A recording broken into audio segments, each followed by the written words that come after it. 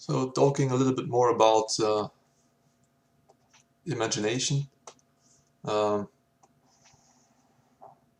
let's regard as our reality as a tree, big strong tree, and this is our visible reality here above the surface, just as a presentation.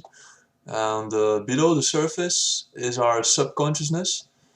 It's basically the roots of our beliefs, the roots of our beliefs.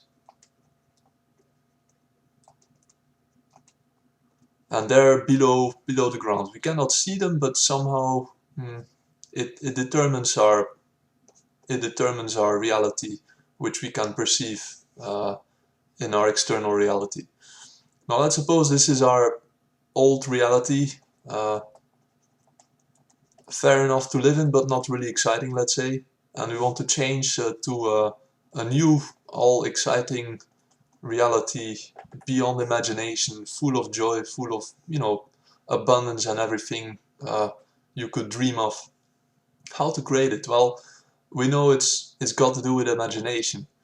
And what you do if you have an image in your mind and of happy you, and you want to make this a manifest reality, well, it sort of conflicts with the roots we have in our old reality, which says, okay, that's not possible. But let's say we're really determined to create this new reality. So what we do, we create an image in our mind, and we combine it with a feeling of faith. And what happens is, well, we just plant the seed below the ground, which is the seed of an all new reality. Now what happens is that if we continue to feed the seed with our imagination, it's like rain. So these images, they're like raindrops falling out of the sky, and they're feeding our seed of new reality. And what happens is that this seed is starting to grow very slowly, very slowly.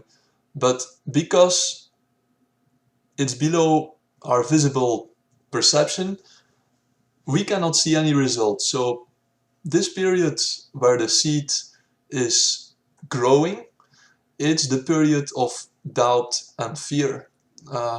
Because our old reality is still intact, very much so, with visible results. So they're conflicting now because our old reality, our old tree, showing results which are conflicting with our new reality.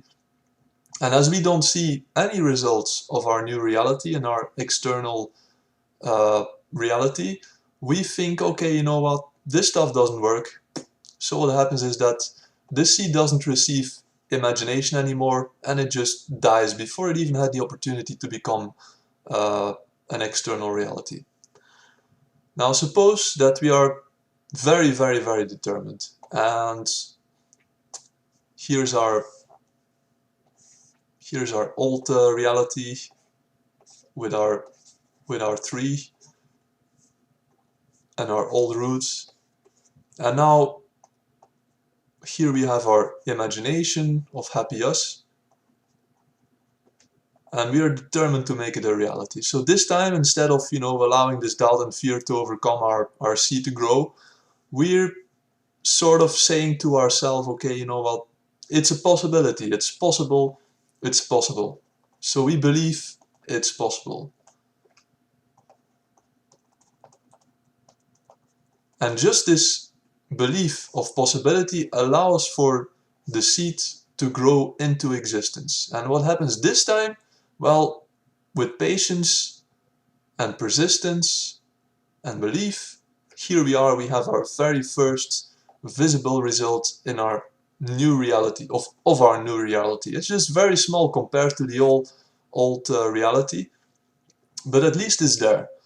And now what happens is that we are beyond this fear and doubt, because we can see our visible results. But here in this part we have a different challenge, because now we have two conflicting external realities. And in this period, when the new reality, the result of the new reality is still very fragile, it's very easy to return to our old reality, because this is very comfortable. It's very comfortable. It's called our comfort zone.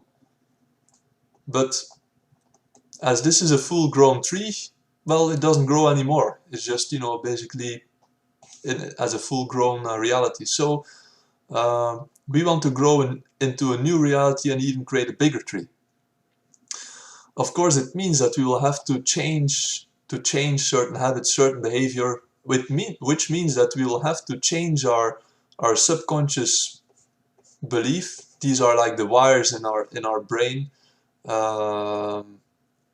which the neural network, let's say. So we have to reprogram our neural network. We have to create new routes and new networks in order to allow this small result to grow into, you know, a small new reality. And of course, it's a lot of conflict. This is the period of inner conflict, because we have different operating systems running next to each other, and it's also easy to return to our old comfortable zone. But you know, let's be persistent. Let's just believe that whatever it was this image held, it's possible to fully experience and to make it really as a strong, even stronger reality than the old one. So it means that we have to make decisions and choices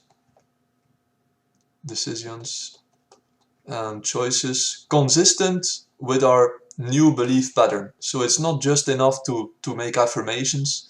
We also have to be our affirmations. First to be, then to do, and then to receive. So finally, you will see that it becomes an automation. When our subconscious mind is enough reprogrammed by continuous imagination combined with a feeling of already experiencing as it would be as a now, these roots gain in strength, and what happens is that this old tree, it doesn't receive any image anymore, so it becomes weak, and finally this old tree is so weak that you can just easily, you know, chop it over and run it out of existence. And now this new program, it doesn't need any conscious reprogramming anymore. It's just running automatically because all the wires have been laid. The new software is up and running. It's like an old version of Windows, and this is the new update. But in the period of testing this new software, of course it generates some conflicts, and so it needs continuous adjustment, continuous action, continuous alteration of action in order to really be the new reality you want to create. First be, then do, and then receive. So let's continue in another video more of this.